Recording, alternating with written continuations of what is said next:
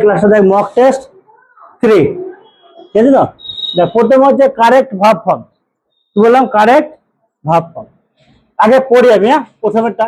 while I dash was had been am going through a forest. Was had been am going through a forest, comma I saw a one-eyed deer. আমি একটা one-eyed deer দেখেছিলাম, dash কিনা running ran towards me. I have got will get really scared. তাহলে এখানে এই যে টেন্সটা বললো, টেন্সটা কথাটা কোন টেন্সে বললো? পাস্ট টেন্সে, তাই তো? কারণ এখানে I saw A one-eyed deer, এখানে বলছে না I saw A one-eyed deer বলেই দিচ্ছে, তাহলে এটা পাস্ট টেন্সে ঘটনা। তাহলে আমি যাবো এটা কি কোন ঘটনায়? পাস্ট টেন্সের ঘটনা। তাহলে এখানে গোয়িং দিয়ে আছে, ওয়াজ গোয়িং মানে কন্টিনিউয়াস টেন্স। তাহলে কোন কন্টিনিউয়াস এটা? এখানে কন্টিনিউয়াসের দুটো ফর্ম আছে, এটা পারফেক্ট কন্টিনিউয়াসের আর এটা পাস্ট কন্টিনিউয়াসের। তাহলে কোনটা হবে? পারফেক্ট কন্টিনিউয়াস আমরা কখন ব্যবহার করি? টাইম মেনশন করে দিলে। তাহলে এখানে টাইম মেনশন করা নাই, তাহলে এটা কি হবে আমার? Was going. তাহলে কি হবে এটা আমার? Was going. তাহলে while I was going, হ্যাঁ, through a forest I saw a one-eyed deer. আমি একটা একচোখো হরিণ দেখেছিলাম। এখানে ভালো করে দেখো, এ one-eyed deer, কিন্তু ওয়া এর উচ্চারণ ওয়া হলে এ বসে, এগুলো লক্ষ্য করে দেখবে। one-eyed deer। তাহলে এখানে একটা ফাইনাইট ভার্ব আছে, তাহলে এখানে আমাকে নন ফাইনাইট ভার্ব লিখতে হবে। তাহলে এখানে নন ফাইনাইট ভার্ব একটাই দিয়ে আছে, রানিং, তাই তো? জিরান করা আছে রানিং, একটাই নন ফাইনাইট, একটা ফাইনাইট ভার্ব দেওয়া আছে সিম্পল সেন্টেন্সে। তাহলে একটা ফাইনাইট ভার্ব দেওয়া থাকলে একটা আমাকে নন ফাইনাইট ভার্ব লিখতে হয়। নন ফাইনাইট ভার্ব তিনটে বলেছিলাম, একটা কি? পার্টিসিপেল, জিরান্ড আর ইনফিনিটিভ। এখানে ফাইনাইট ভার্ব দিয়ে জিরান্ড দিয়ে আছে, তাহলে রানিংটা হচ্ছে কি আমার হলো। তাহলে এটা কি হবে? রানিং। বুঝা গেল কিভাবে করলাম এটাকে? I saw A one-eyed deer running towards me. I have got will get। তাহলে will get টা আগেই বাদ গেল, তাহলে হ্যাভটা গটটা আর গটটা, তাহলে গটটা হবে উত্তর, কারণ এটা পাস্ট টেন্সের ঘটনা। আই গট রিয়েলি স্কেয়ার, আমি সত্যিকারের খুব ভয় পেয়ে গেছিলাম। আমি সত্যিকারের খুব ভয় পেয়ে গেছিলাম। স্কেয়ার মানে হচ্ছে ভয় পাওয়া, বলে মানে পাওয়া। তারপরে দেখো বিটা, দুটো দিয়েছি, বিয়েরটা দেখো।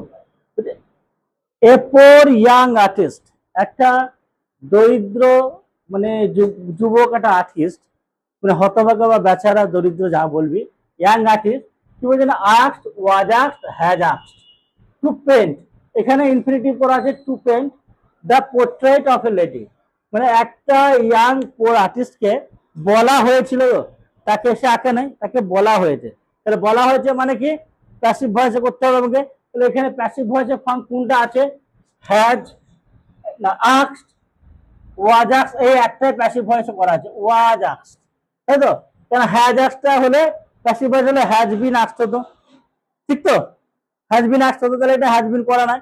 তাহলে এখানে একটাই প্যাসিভ ভয়েস আছে, ওয়াজ আস্কড, কারণ ইয়াং আর্টিস্টকে বলা হয়েছিল, তাই তো?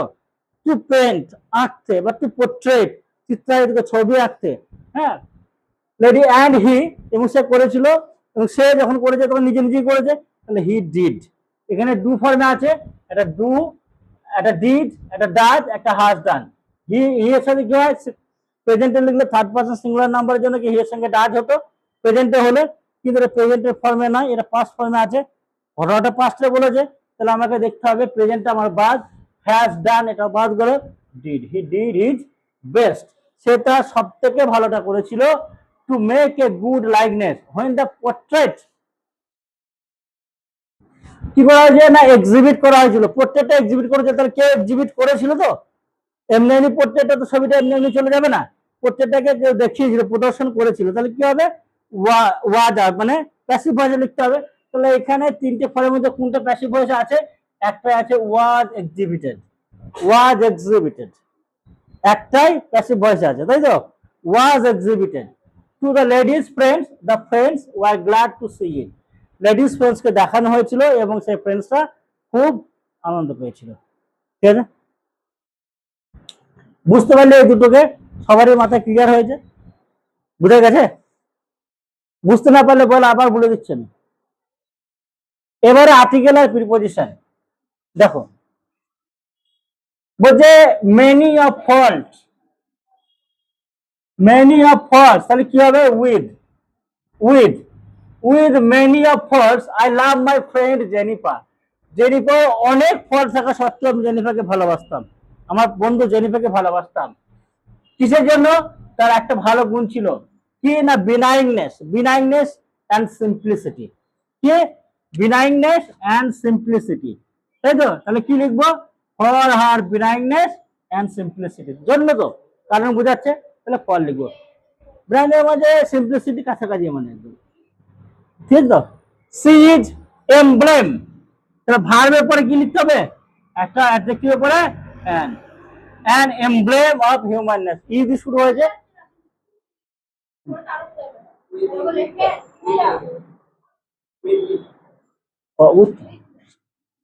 উইথ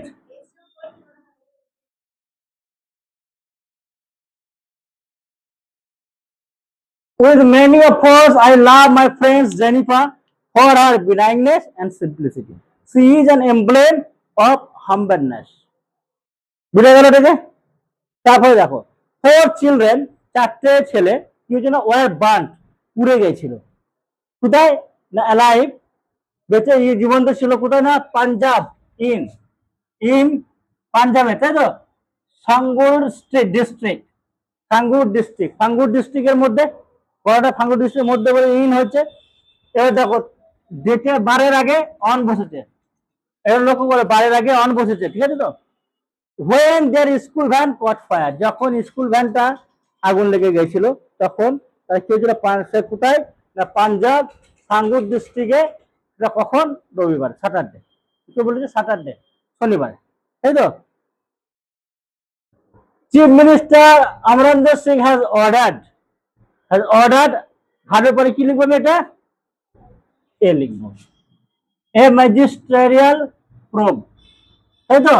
কিসে? না into the accident, into the accident, ঠিক আছে? ইনটু দ্য অ্যাক্সিডেন্ট, বুঝা গেল সবারে?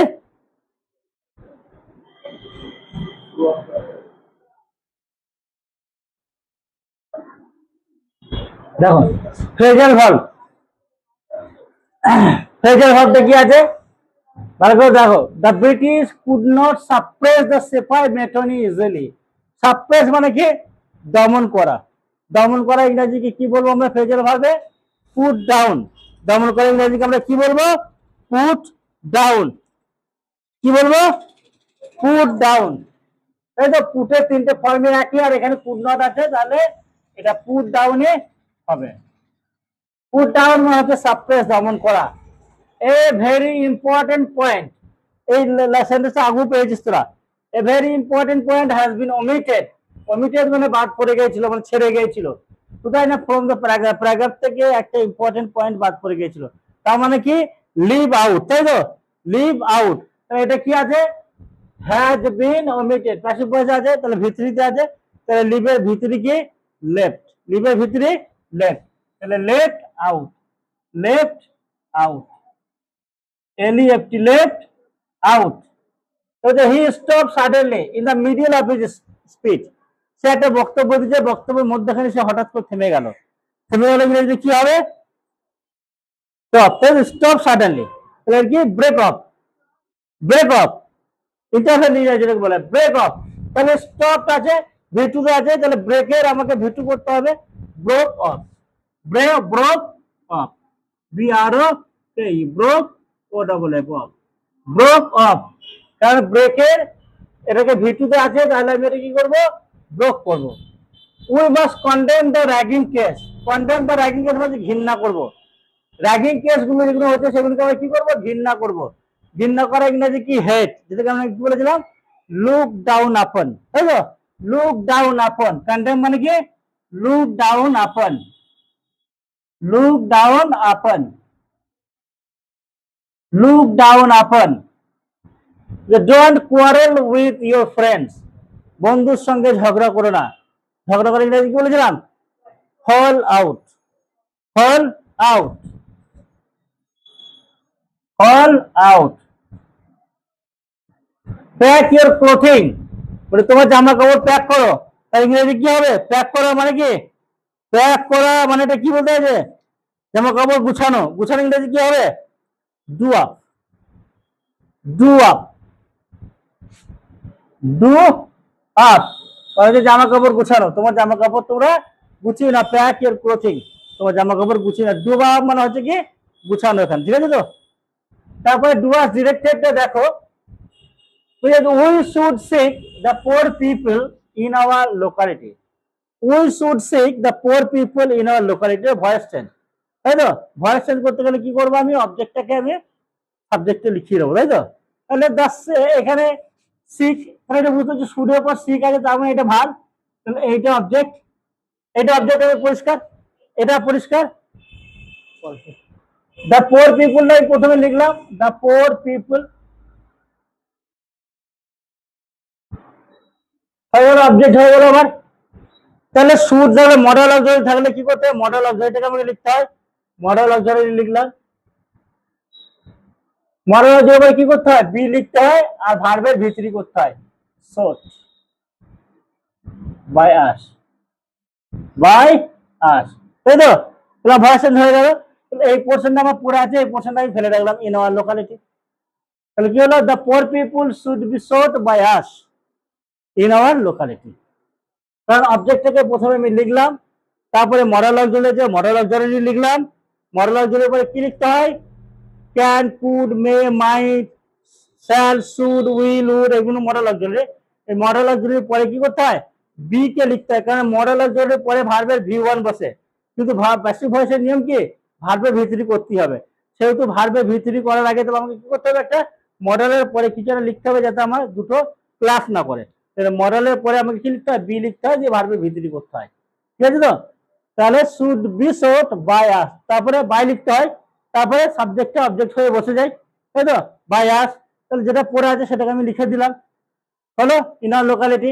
কিন্তু let's talk freely in the meeting, our friend said. বলছে চলো মিটিং এ আমরা ফ্রিলি আলোচনা করি, একটা আলোচনা হবে, ফ্রিলি আলোচনা হবে। আমার বন্ধু বলছে বলছে যে এখানে ইনভার্টেড কমাটাকে তুলতে হবে, তারপরে নারেশন চেঞ্জ করতে বলেছে, তাই তো? এটাকে নারেশন চেঞ্জ করতে বলেছে।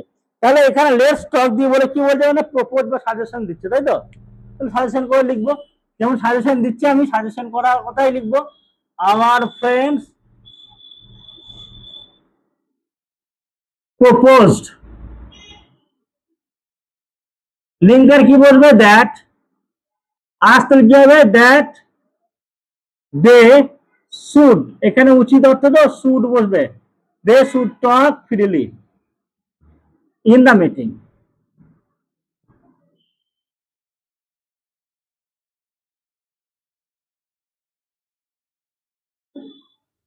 তাহলে কি হলো? Our friends propose that they should talk freely in the meeting, ঠিক আছে? তাহলে এখানে যেহেতু প্রপোজ করা বুঝাচ্ছে, তাহলে আমি প্রপোজ লিখবো। আর প্রপোজ করার পরে দ্যাট মানে লিঙ্কারটা বসাবো, সাবজেক্টটা দে হয়ে যাবে বা হয়ে যাবে, কিন্তু এটাকে সুর অর্থে বসে, তাই তো? তারপর যে she seems to be one of the worst girls in the class. She seems to be one of the worst girls in the class, তাই তো? এটা ভেরি ফিউ ইউজ করতে হবে। এটাকে কিন্তু পজিটিভ করতে হবে, এটা পরিষ্কার বললো না। এটাকে বলে ভেরি ফিউ ব্যবহার করতে হবে। যখন দিলেই দিতে পারে, যদি একটু কায়দা করে দিতেই পারে, ঠিক তো? তাহলে ভেরি ফিউ করলে আমি কি লিখবো? প্রথমে আমাকে ভেরি ফিউ করতে হবে, তাই তো? ভেরি ফিউ লিখতে হবে। তারপরে কি লিখতে হবে? অ্যাডজেক্টিভের পরের অংশটা, অ্যাডজেক্টিভের পরের অংশটা মানে সুপারলেটিভ ফর্মের পরের অংশটা যা আছে আমি সবটাকেই লিখবো। Rest part after the superlative word, তাই তো? সুপারলেটিভের পরে যা আছে আমি তাই লিখবো। তাহলে ওস্টটা যে সুপারলেটিভ, এর পরে যা আছে কি গার্লস ইন দ্য ক্লাস, যতটা আছে আমি ততটাই লিখবো। Girls in the class, girls in the class দিয়ে কি লিখবো এবারে? ভার্ব লিখবো। এখানে ভার্ব কি আছে? সিমস, সিমস আছে, তাই তো? তাহলে এটা পুরো ফর্মে লিখতে হবে। এস যুক্ত ভার্ব হচ্ছে সিঙ্গুলার ভার্ব, আর এস যুক্ত মানে এস যদি না হয় তাহলে সেটা প্লুরাল ভার্ব। তাহলে সিমসটাকে কি করবো? সিম, মানে এটাকে আমাকে পুরো লিখতে হবে, কারণ এখানে গার্লস লিখেছি, ভেরি ফিউ গার্লস লিখেছি, এটাকে প্লুরাল ভার্ব লিখতে হবে, তাই তো? Seems to be as bad তাই তো পজিটিভ ফর্মে লিখতে হবে এবারে অ্যাজ ব্যাড অ্যাজ সি, তাই তো ভাবটা লিখার পরে কি লিখতে হয়, অ্যাজ লিখতে হয়, তারপর পজিটিভ ওয়ার্ড লিখতে হয়, তারপর ফের অ্যাজ লিখতে হয়, দিয়ে সাবজেক্টটাকে লিখতে হয়, ঠিক আছে। তাহলে very few girls in the class seem to be as bad as she, সবাই ক্লিয়ার এটা। তারপর হচ্ছে simple, the boy ran as fast as he could, the boy ran as fast as he could, মানে ছেলেটা যতটা জোরে দৌড়াতে পারে ততটা জোরে দৌড়েছিল, এটা সিম্পল, সিম্পল করে তাই তো হয়। The boy ran at his high speed, the boy ran at his high speed, the boy ran at his highest speed, সে তার যতটা গতি ছিল ততটা গতিতেই দৌড়েছিল, ঠিক আছে। তাহলে এখানে একটাই সাবজেক্ট হয়েছে আর একটাই ফাইনাইট ভার্ব হয়েছে, ঠিক আছে। এবার কি বলছে, we are proud of Sourav Ganguly, we are proud of Sourav Ganguly, তাহলে প্রাউড এখানে কি আছে, এখানে অ্যাডজেক্টিভ আছে, তাহলে এখানে প্রাউড ভাবটাকে আমাকে প্রাউডটাকে কি করতে হবে, ভার্ব ফর্ম করে লিখতে হবে, তাই তো। তাই তো, তাহলে আমি ভাব লিখি, তাহলে উই প্রাউডের ভার্ব ফর্ম কি বলতে হবে, কি বলতে হবে, প্রাইড, প্রাউডের পরে অফ বসে কিন্তু প্রাইডের পরে ইন বসে, বলে দিয়েছিলাম বারবার, প্রাউডের পরে অফ বসে কিন্তু প্রাইডের পরে ইন বসে, তাহলে উই প্রাইড, আমরা গর্ব করি, ইন সৌরভ গাঙ্গুলি,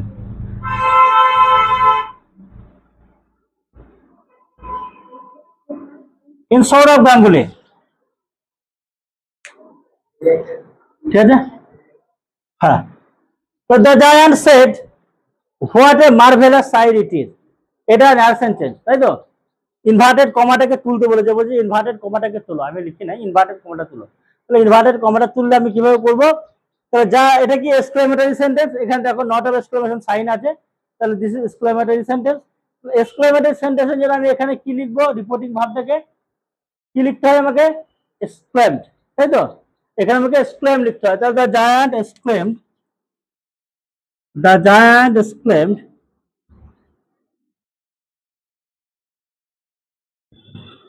তারপরে এর লিঙ্কারটা কি হয়, দ্যাট, লিঙ্কার কি হয়, দ্যাট, ইন্টারোগেটিভে যেমন ইফ বা হয়েদার হয়, অ্যাসার্টিভে যেমন দ্যাট হয়, ইম্পারেটিভে যেমন টু হয়, এর ক্ষেত্রে কিন্তু এক্সক্লেমেটরি কিন্তু অ্যাসার্টিভের মধ্যে দ্যাটই হয়। তারপরে বাকি পোর্শনটা কি হবে, অ্যাসার্টিভ সেন্টেন্স করতে হবে, অ্যাসার্টিভ সেন্টেন্স করা মানে কি প্রথমে সাবজেক্ট হবে, তাহলে এখানে সাবজেক্টটা কি আছে, ইটটা সাবজেক্ট, ইটটাকে লিখে দিলাম ইট, তাহলে এখানে পাস্ট টেন্সে আছে, তাহলে এটাকে আমাকে অপোজিট টেন্সে করতে হবে, এটা ইজ আছে প্রেজেন্ট আছে, তাহলে ইটসে কি হয়ে যাবে, ওয়াজ হয়ে যাবে, ইট ওয়াজ, এটাই আছে পুরো আছে, ইট ওয়াজ এ মার্ভেলাস সাইট।